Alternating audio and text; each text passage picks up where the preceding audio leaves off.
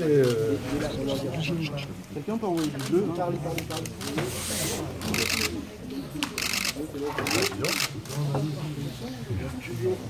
Le comité de campagne s'est réuni, vous le savez, depuis ce matin, devant la situation que vous connaissez également, qui nous est posée par le résultat des élections.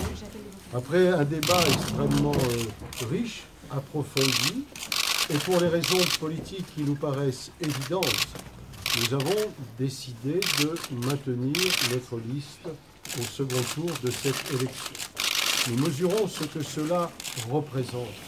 Nous le faisons d'abord par rapport à ce que nous sommes, à notre histoire, à ce que nous représentons pour la population.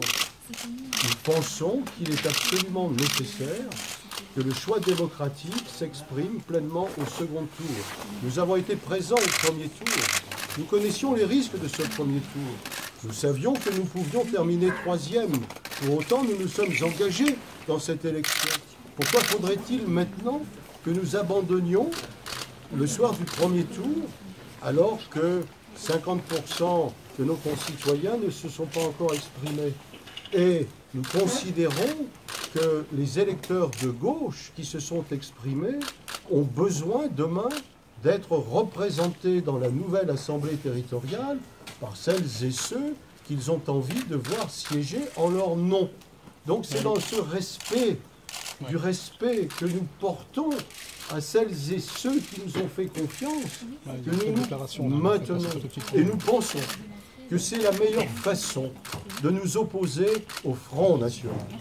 Nous pensons que c'est en siégeant dans l'Assemblée territoriale que nous pourrons le mieux faire reculer le Front National, en occupant la place dans l'opposition, parce que nous assumons en effet ce rôle. Nous ne serons pas majoritaires, mais dans l'opposition, on a le devoir de continuer le travail qui nous a réunis. On a le devoir de porter le programme que nous avons proposé. Nous avons le devoir de dire à nos concitoyens que nous serons là, présents, à leur côté, et que nous ne lâcherons rien, mais strictement rien.